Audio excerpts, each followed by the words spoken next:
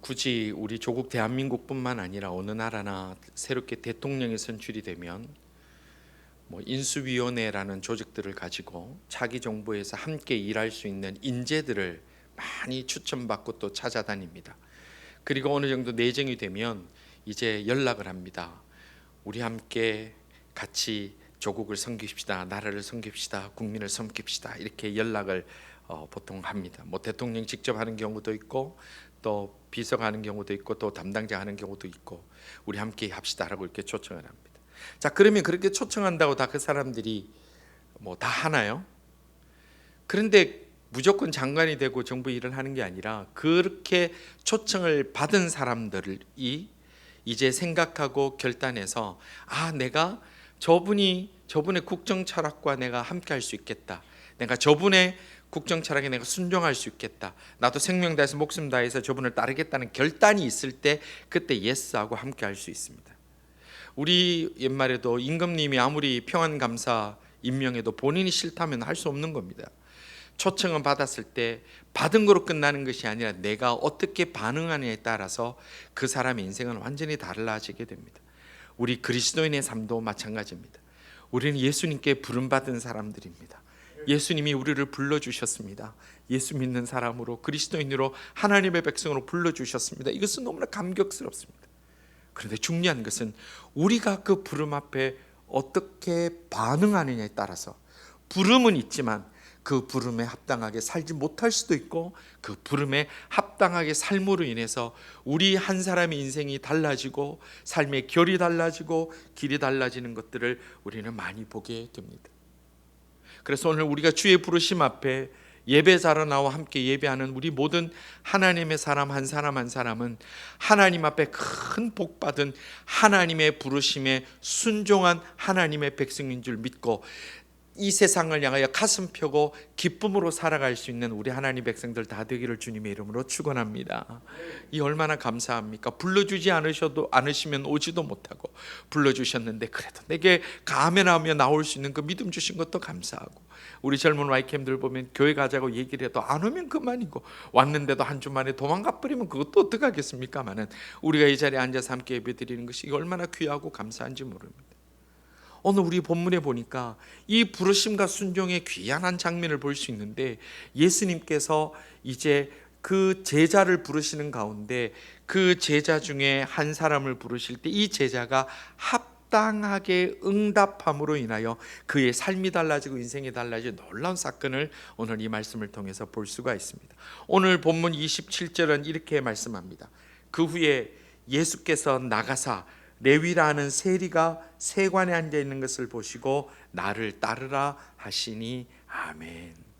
여기서 그 후라는 게 뭐죠? 우리 지난주 말씀 묵상했던 지붕을 뚫고 친구 4명이 막 줄을 달아내려서 고침받게 했던 그 중풍병자의 그 치유 사건, 그때 이후에, 그 후에 이미 그때도 많은 사람이 인산인해가 되어서 들어갈 자리가 없었기 때문에 친구들이 지붕을 뚫고 그 중풍병자를 내려서 고침받게 했던 것처럼, 이제 그 고침을 받은 그 역사 현장을 보고 이제 그 후에 나왔을 때 예수님이 나가시는 길에 그 뒤에 사람들이 얼마나 많이 따라왔을 거예요. 상상이 되시죠? 예수님이 길을 났을 때 이제 그 많은 사람이 구름대처럼 달려오는 거예요. 구름대처럼 따라오는 거예요. 그런데 그 후에 예수님이 길을 가시다가 무엇을 보시느냐? 길가에 세관을 보신 거예요. 세무서를 보신 거예요. 그런데 세무서에 보니까 그 안에 누가 앉아 있더라? 레위라는 사람이 앉아 있는 거예요. 그리고 그 레위라는 사람을 보자 예수님은 너무 사실은 좀 다짜고짜가 많아요. 성경을 보면 이거 앞뒤 설명 없이 그냥 다짜고짜 처음 보셨을 텐데, 다짜고짜 레위에게 이렇게 말씀하십니다. 나를 따라오너라. 나를 따라오너라. 그런데 여러분들, 이 모습을 보고 있던 그 뒤에 있는 수많은 사람들은 이 모습을 굉장히 당황해했을 것은 틀림이 없는 사실입니다. 왜 그러냐면 지금 성경이 오늘 우리들에게 보여주시는 메시지의 핵심 중에 하나가 이 사람의 직업, 레위의 직업이 뭐라고 되어 있습니까? 세리였다는 것에 중요한 방점이 있기 때문에 그렇습니다. 이 당시에 이스라엘 백성들에게, 이 유대인들에게 세리라는 것은 어떤 의미를 가지고 있냐면 동족의 피를 빨아먹는 매국노와 같은 말이고 어쩌면 그보다 더 크게 분노하는 직업을 가진 게 세리입니다. 저희들이 예배 시간에 이 세리가 어떤 존재인지 여러 번 말씀을 나눴습니다만은 다시 한번 얘기를 나눠드리면 이 당시 로마가 식민 지배를 하고 있을 때이기 때문에 로마는 이곳만 식민 지배한 게 아니라 전 세계를 다 지배하고 있을 때예요. 전 세계에 뭐 아프리카까지 그냥 어디든지 다 지배하고 있을 때 그 많은 지역에 로마인들을 다 직접 파견해서 세무관리원으로 집집마다 세금을 거둘 수 있는 그런 형편이 안 되는 거예요. 그래서 로마가 했던 정책이 뭐냐면 어느 한 지역을 딱 정해요. 뭐 토론토면 토론토, 또 좀 더 나누면 뭐 노스역이면 노스역, 딱 지역을 나눠서 거기에 세금을 매겨요. 여기는 1밀리언 세금 매겨놓으면 이 세금을 어떻게 거두냐면 그 지역의 사람 중에 자기가 그 세금을 대신 선납하는 사람들이 있어요. 돈 많은 사람들 중에. 그럼 제가 먼저 밀리언 로마에 바치겠습니다. 아니면 어떤 사람은 내가 1.1밀리언을 바치겠습니다. 저는 1.2밀리언을 바치겠습니다. 정해놓긴 1밀리언인데 막 그렇게 이제 경쟁이 붙어서 한 사람이 정합니다. 그럼 이 사람이 1밀리언을 선납을 합니다. 로마에 먼저 줘버립니다. 자, 그 다음에 어떻게 합니까? 그 정해진 지역의 세금을 얼마를 거둘지는 그 사람 마음인 거예요. 자, 우리 성도님들이 만약에 내가 돈이 많은 세리여서 1밀리언 로마에 납부했어요. 그럼 얼마를 거두실 것 같아요? 저는 우리 성도님들은 다 착한 분이어서 0.9밀리언 정도만 거두고 남을 손해 좀 안 보실까요? 예, 이마저도 아무도 동의를 안 하시죠. 이 당시는요, 폭동이 일어나지 않는 범위 내에서는 마음대로 거둬서 역사학자들 보면 때로는 작게 거두면 2밀리언, 그러니까 2배, 많이 거두면 3배, 그 이상도 막 거둔 거예요. 그래서 우리 옛말에 그런 말이 있지 않습니까? 때리는 시어머니보다 말리는 신우. 고맙습니다. 지금 이 세리들을 바라보는 이스라엘 백성들의 유대인들의 시각은 그 신우보다 더 미운 거예요. 로마보다 더 미워하는 존재입니다. 자, 그런데 자, 우리가 이것을 선이하고 봤을 때 예수님이 이제 막 치유하시고 병 고치시고 막 나갈 때 얼마나 멋있어 보이겠어요. 대단해 보이잖아요. 와. 근데 갑자기 자신들이 미워하고 증오하고 인간도 아니라고 쓰레기 같다고 여기는 그 세리 레위에게 다짜고짜 나를 따라오너라 주님이 그 사람을 초청하신다는 거예요. 그것을 본 뒤에 따라가는 사람들이 얼마나 마음이 괴로웠을까요? 얼마나 실망했을까요? 배신감을 들었을까요? 충격적이었을까요? 더군다나 예수라는 사람이 어떤 사람인가 계속해서 주목하고 보던 바리새인과 서기관들은 이제 마음에 확증을 가지게 되는 거야. 아, 예수라는 저 사람은 나쁜 사람과 한패다. 요즘으로 말하면 정치적 프레임을 씌워버리는 거야.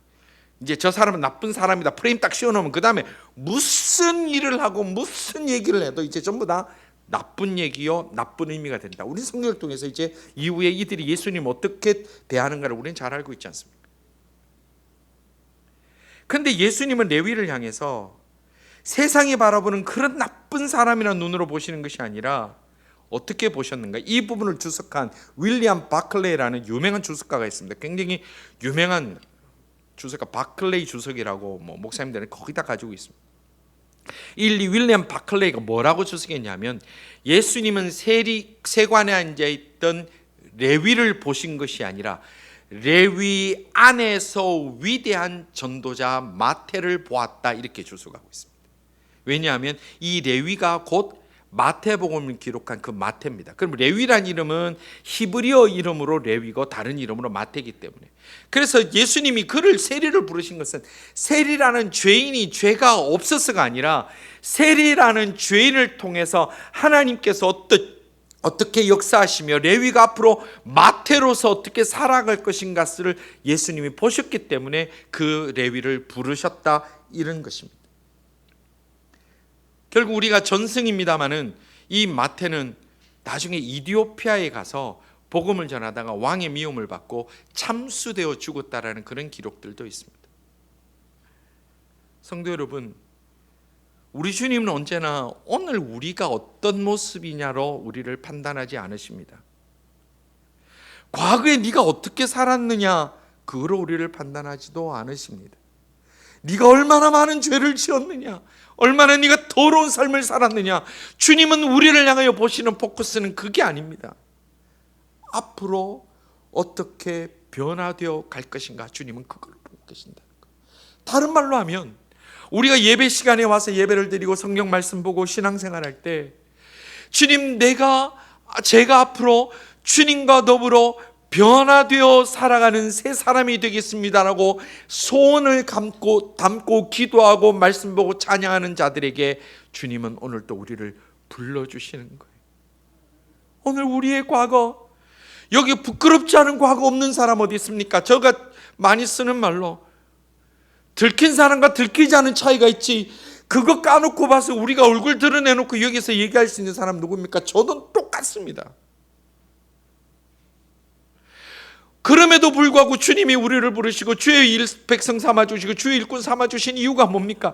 어제 과거에 우리의 부끄러운 모습을 보시는 것이 아니라 오늘 우리의 반복되는 죄악, 오늘 또 후회하는 그 많은 말들, 후회하는 그 걸음걸음들을 보시는 것이 아니라 우리가 정말 마음을 모아 주여, 주 안에서 내가 변화되기 원합니다, 내가 주님 앞에 새로워지기를 원합니다라는 그 마음을 담고 가는 자에게 주님께서 변화된 하나님의 백성으로 봐주시니까, 그렇게 봐주시니까, 그래서 오늘 또 우리를 불러주시는 것이라는 겁니다. 우리 어린 자녀를 키울 때 똥 싸고 오줌 싸고 벽에 싸고 막 벽에 낙서하고 말 안 듣는 거, 그거 현재만 보면 키울 수 있겠습니까? 근데 다 뭐를 보세요? 아이고, 연은 커서 뭐가 될란고, 아이고 머리가 앞장구 뒷장구 동글동글 공부도 잘하게 생겼네, 어쩌고 저쩌고, 아이고 이놈은 똥도 색깔도 좋네. 근데 이 참 어른들은요, 우리 어릴 때 태어날 때 아이고 이놈 똥 색깔도 황금색이네 그러고 좋아하는데, 자식은 부모님 나중에 편찮으셔서 변 볼 때 그렇게 얘기하는 사람 한 사람도 없다 그래. 그거는 뭐 저나 다 우리 마찬가지 아니겠어요? 참 이게 이런 거 생각하면 안타까워요. 부끄럽고 죄송해요. 우리 부모님들 주 안에서 위로 받으시기 바랍니다. 그 미래가 보이니까 그걸 키우는 거예요. 잠 못 자도 키우는 거예요. 주님이 우리 뭐 이쁘다고, 뭐 잘났다고, 뭐 훌륭한 일 했다고, 뭐 대단하다고 우리를, 그의 그 크신 사랑으로 우리는 오늘 또 안아주시겠습니까? 예수님이 부르실 때에, 그 레위를 부르실 때에 레위라는 그 세리를 부르신 게 아니라 레위 속에 안에 있는 마태를 보신 것처럼 주님이 오늘 우리를 그렇게 부르시고, 예수님께서 시몬을 부르실 때 그 거세고 억센 뱃사람을 부르신 것이 아니라 그 사람 속에 있는 베드로를 보시고, 로마에서 십자가 거꾸로 못 박혀 순교하는 그 베드로를 보신 것이고, 사울이 혈기가 하늘을 찌르듯 예수님 믿는 사람 죽이러 다닐 때에 주님은 그 예수 믿는 사람 죽이러 다니는 사울을 보신 게 아니라 이방인의 사도로 복음 전하다가 로마에서 참수되어 복음 때문에 죽어가는 바울로 보신 것이고, 막달라 마리아를 몸을 더럽히는 창녀로 보신 것이 아니라 부활의 아침에 눈물로 무덤가에 서서 주님을 기다렸던 그 여인으로 보셨기 때문에 주님이 그 여인을 안아주시는 거예요. 성도 여러분, 오늘 우리의 현재 과거의 모습이 아니라 변화되기를 원하는 마음을 가진 주의 백성들에게 하나님께서 사랑의 음성으로 다시 한번 불러주시고 안아주시는 그 귀하고 뜨거운 사랑을 체험할 수 있는 하나님의 백성들 다 되시기를 주님의 이름으로 축원합니다. 이것이 얼마나 큰 은혜요, 감사합니까? 근데 레위도 참 복된 사람입니다. 예수님이 처음 보시는데 느닷없이 나를 따르라 그랬더니 레위 반응이 뭘까요? 28절 이렇게 레위의 반응을 말씀하고 있습니다. 그가 모든 것을 버리고 일어나 따르니라. 아멘. 이것도 대단한 거예요. 여러분들 순종하는 거 따르는 거 대단한 거예요. 대단한 거. 근데 오늘 이 본문에 보면 레위가 예수님을 따를 때에 전제 조건이 하나 있었습니다. 뭐였습니까? 자기가 먼저 행한 게 뭐였죠? 모든 것을 버리고라는 거예요. 버리고. 이거 굉장히 중요한 얘기입니다. 즉각 순종하면서 모든 것을 다 버렸다는 거, 이게 바로 오늘 이 시대에 우리가 하는 순종, 우리가 생각하는 제자의 삶과는 많은 다른 부분입니다. 이 시대에 우리가 교회를 나옵니다. 신앙생활합니다. 제자로 살아갑니다. 우리의 기대가 뭐죠? 내가 주님 따르겠습니다 할 때 우리 마음에 기대가 있어요. 내가 지금까지 가지고 있는 것도 공고히 지키고 싶어서, 내가 더 많이 가지고 싶어서, 더 잘 되고 싶어서, 더 이 땅에서 내가 더 부유하고 싶어서 주님 따르겠습니다, 예수 믿겠습니다, 그렇게 하는 경우 얼마나 많은지 몰라요. 실제로 한국 초기에 전도할 때 이런 잘못된 방법으로 전도를 많이 했어요. 교회 가면 사업 잘 돼, 교회 가면 병 나, 교회 가면 시집가, 교회 가면 장가가, 교회 가면 뭐해. 인천 앞바다에 뭐 그거 약장사하고 비슷하잖아요, 그 내용이. 그 교회만 바꿔놓은 거지. 여러분들, 우리가 성경을 읽어보시면 아시지만 성경이 그렇게 말씀하시나요? 아니에요. 성경은 예수님께서는 끊임없이 우리에게 나를 따르라, 그리고 따르는 자는 뭐라고 그랬어요? 자기 십자가를 지고 따르라 그랬어요.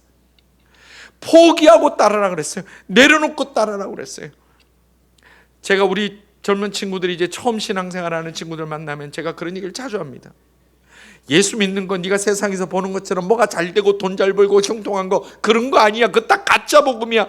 진짜 복음은 예수 믿으면 너 바빠, 예수 믿으면 힘들어, 예수 믿으면 돈도 더 많이 들어, 예수 믿으면 더 참아야 돼. 그게 예수 믿는 거야. 넌 지금부터 그렇게 결단하고 와.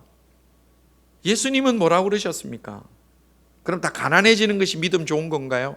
집도 절도 없고 차도 없고 걸어다니는 게 다 그러면 은혜의 길인가요?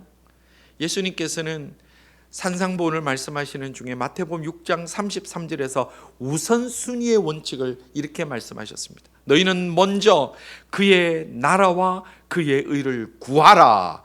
그리하면, 자, 우선순위 문제죠. 그리하면 이 모든 것이 뭐냐면 6장 32절에 마지막 부분이 뭐냐면 너희의 필요한 것, 너희의 쓸 것, 그 모든 너희에게 있어야 될 모든 것들을 얘기하는 거예요. 너희들에게 있어야 될 것, 필요한 것, 쓸 것, 모든 것들을 너희에게 더하여 주시리라. 믿으시면 아멘 하시길 바랍니다. 여러분들이 예배 시간과 중복되는 어떤 세상이 중요한 일보다 당장 눈앞에 보면 그것을 포기하는 것 같지만 나라와 의를 구하고 예배자로 살아가면 하나님께서 그 만남보다 더 크고 놀라운 은혜로 채워주실 줄 믿는 믿음과 체험과 확신 있는 우리 성도들 다 되시기를 주님의 이름으로 축원합니다. 그 체험이 있을 때 예수 믿는 게 재밌는 거고, 예배 나오는 게 재밌는 거고, 힘들어서 약 먹으면서도 억지로 뒤에 기대 앉아서도 예배 드리는 게 행복한 거라는 거예요. 레위는 다 내려놓고 버리고 예수님 따랐기 때문에 그가 예수님의 제자가 될 수 있었고, 구원받을 수 있었고, 천국 백성 되게 된 것이라는 겁니다. 그 가지고 있는 거 알량한 거 그거 안 넣어봐야 뭐 어떡하겠습니까? 포기하고 내려놓고 버린 경험이 있는 사람, 예수를 위하여, 신앙을 위하여 신앙이 달라지는 거예요. 신앙생활이라는 것은 예수님을 쫓아가서 예수님을 닮아가는 것이 핵심입니다. 제자가 되어야 됩니다. 제자가 된다는 것은 모든 생각과 마음의 눈의 포커스가 예수께 집중되어 있는 겁니다. 여기도 갔다가 저기도 갔다가 세상도 갔다가 이것도 했다가 저것도 했다가 아니라 예수님께 집중하는 겁니다. 예수님 만나면 그렇게 됩니다. 독일에 세금 징수원의 아들이 하나 있었습니다. 세리 아들이네요. 성경대로 얘기를 하면 세금 징수원의 아들이 있었습니다.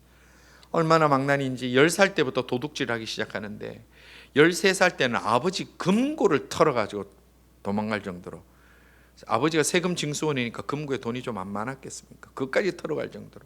그래서 주변에 저거는 인간 안 된다, 저거는 죽는 게 낫다, 그렇게 비난받고 자랐던 아이가 있습니다. 그런데 이 아이가 예수님을 만났습니다. 예수님의 부르심을 들은 겁니다. 그리고 그가 예수의 제자로 삽니다. 그 사람이 그 유명한 5만 번 기도의 응답을 받았다는 그 조지 뮬러입니다. 여러분들 그 조지 뮬러 그림 많이 보셨을 거예요.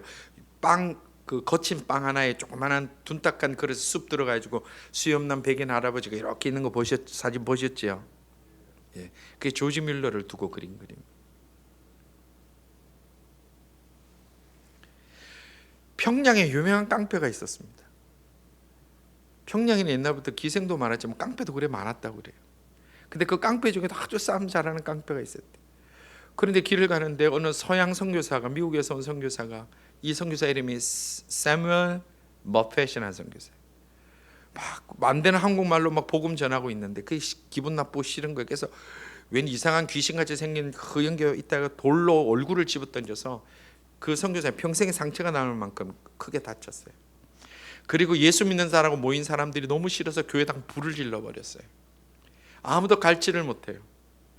그런데 그 상처낸 사건 때문에 어떻게 해서 교회를 어떻게든 끌려간 거예요. 불렀는데 순종한 거예요. 그리고 이 사람이 그 돌을 맞았던 마페 선교사가 세운 평양신학교에 들어가게 되고 예수님 믿게 되고 순종하게 돼서 한국의 조선의 최초로 세워진 7명의 한국인 목사 중에 한 사람인 그 목사가 된 거예요. 그리고 자기가 예수님을 믿고 목사가 되니까 너무 좋아서 어떻게 이 사람 갚을까 생각하다가 복음이 전혀 들어가지 않은 거, 그 당시는 멀고 먼 땅이었던 제주도의 최초의 한국 선교사가 되어서 제주도로 가서 복음을 전한 거예요. 많은 곳에 교회를 세웁니다. 그러다가 일제시대 때 신사참배하는 문제로 반대하다가 옥고를 치르고 나와서 그 후유증으로 이제 순교했습니다. 그분이 바로 이기풍 목사님입니다. 지금도 제주도에 이기풍 기념관이 있습니다. 사람이 변하나요? 돈을 좀 더 벌면 사람이 변하나요? 더 좋게 변하나요? 공부를 더 많이 하면 더 좋게 변하나요? 이민을 오면 한국보다 우리가 다 훌륭한 사람이 됩니까? 세월이 지나면 더 훌륭해집니까? 사람은 변하지 않습니다. 제가 어느 책에 보니까 그래 놨더라고요. 사람은 좀 더 자신을 감추는 노련미가 늘어날 뿐이다, 이렇게 얘기를 하더라고요. 그러나 성경에 사람이 바뀌는 유일하고 단 하나의 길을 말씀하고 있는데 예수님을 만나면 바뀝니다.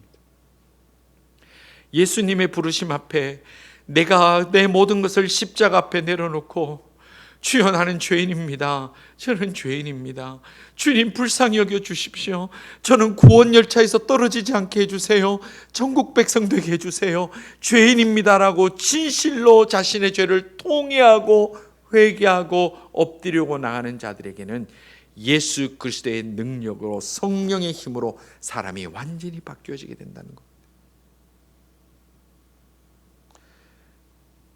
성도 여러분,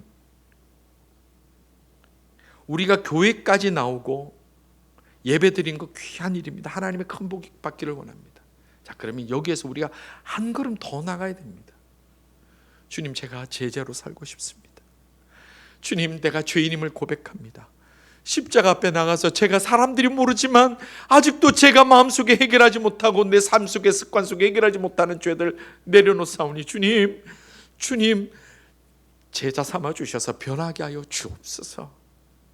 그 간절함의 소원을 품고 나갈 때에 우리가 모든 것이 다 변했나라고 하는 그 찬송가의 가사처럼 변화된 인생으로 주님 앞에 더 가까이 나가게 될 줄로 확실히 믿으시기를 주님의 이름으로 축원합니다. 우리의 연륜이, 우리의 세월이, 우리의 직분이 하나님의 사람으로 만들어주지 않습니다. 구원받지 못하는 목사들도 분명히 많을 거라고 생각합니다. 구원받지 못한 많은 중직자들도 많을 거라 생각합니다. 그러나 천국에 그 누구보다도 높이 올려드리는 아무 직분도 받아보지 못했던 그 순수하며 기도하며 무릎을 꿇었던 그 이름 모를 할머니들은 어쩌면 우리보다 더 하나님 앞에 크게 사랑받고 있는지도 모릅니다. 우리가 예수 따르는 인생을 결단하면 우리의 과거를 아는 사람들이 비난과 조롱합니다. 오늘 보면 29절에서 30절은 이렇게 말씀합니다.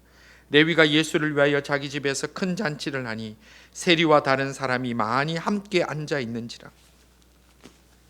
바리새인들과 그들의 서기관들이 그 제자들을 비방하여 이르되 너희가 어찌하여 세리와 죄인과 함께 먹고 마시느냐.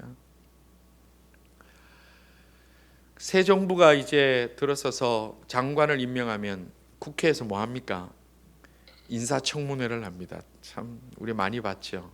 그러면 이 사람이 참 고귀하고 품성이 좋고 뭐 어떻고 저떻고 적임자라고 막 얘기했다가도 인사청문회 하면 이제 막 야당은 막 비난하기 시작합니다. 와, 어떻게 사람 앞에 대놓고 저렇게 비난할 수 있을까 싶을 만큼 정치인들은 굉장히 담대함을 갖춘 분들 같아요.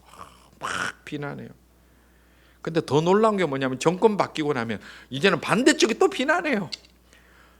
그래서 얘기는 여러 가지 저는 메시지가 있다고 봐요. 결국 한꺼풀 벗겨놓으면 대단한 사람 아무도 없다는 거고, 또 하나는 내가 이쁘게 보려면 이쁜 거고 내가 믿게 보면 한없이 미운 거예요.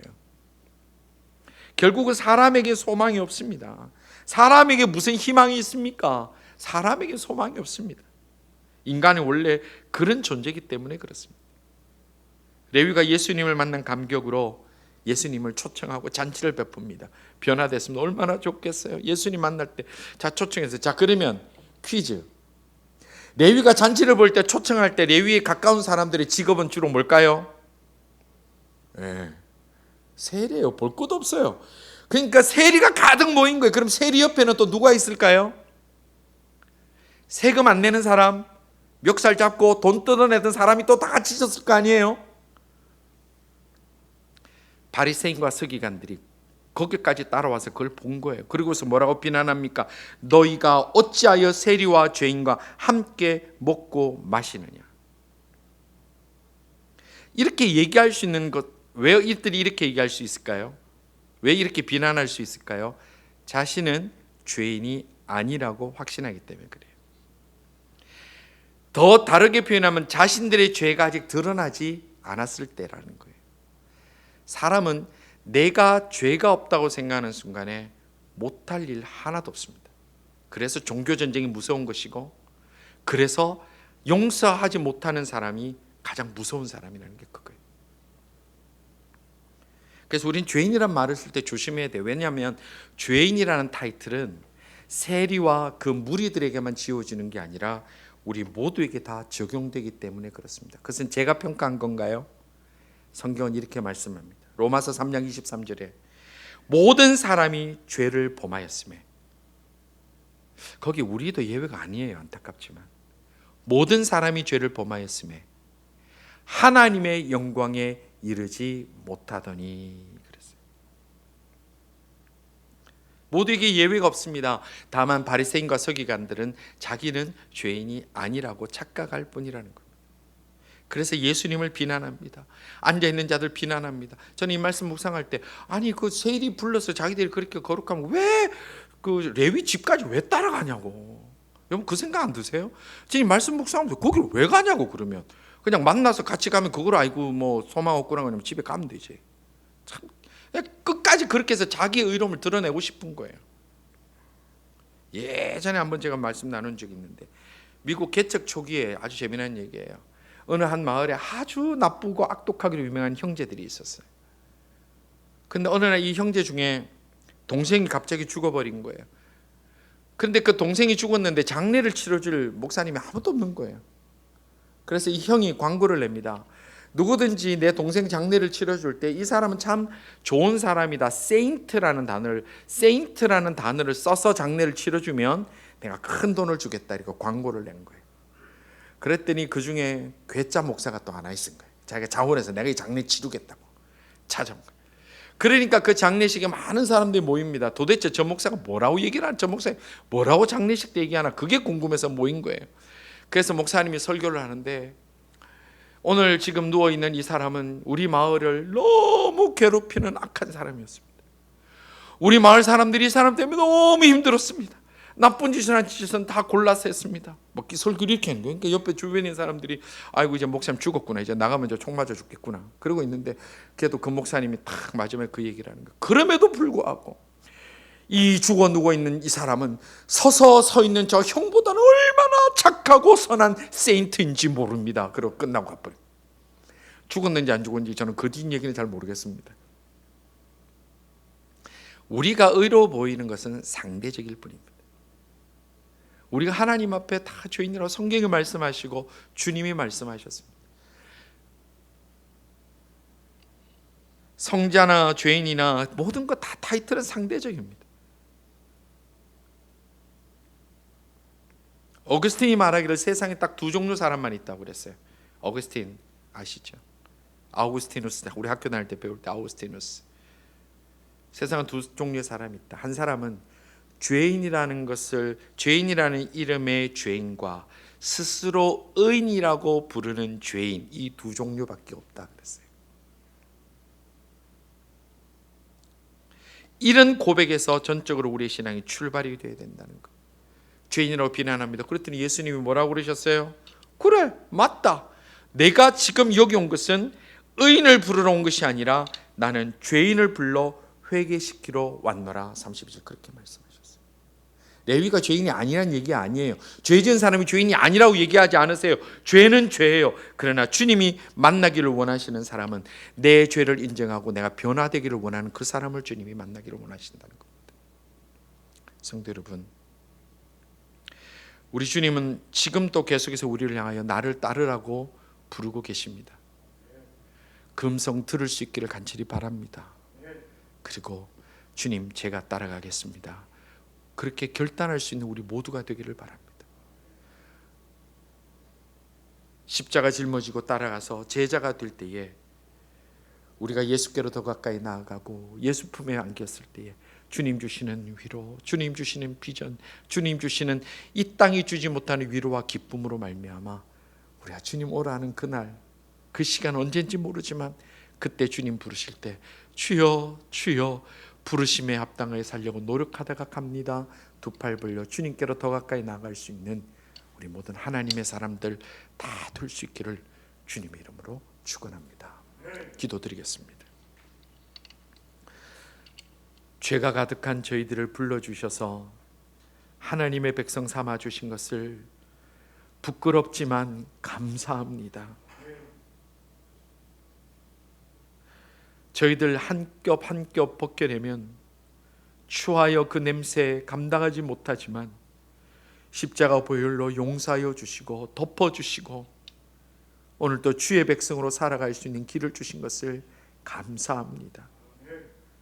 주여, 저희들 더욱 겸손한 마음으로 주의 부르심 앞에 순종하는 주의 제자의 길을 가게 하시사 주님 부르시는 그날에 참 뜨거움의 경험들, 뜨거움, 섬김의 그 시간들을 가슴에 품고 주께 나아가는 저희들 다 될 수 있도록 주여, 한 사람 한 사람의 영혼을, 한 사람 한 사람의 마음을 주님 온전히 사로잡아 주시고 다스려 주시옵소서. 영광 받아 주시고 이 한 주도 죄를 멀리하며 죄에 빠지지 않으며 오직 성령 안에 거하는 우리 모든 성도들 다 되기를 원하옵고 예수님 이름으로 기도드리옵나이다. 아멘.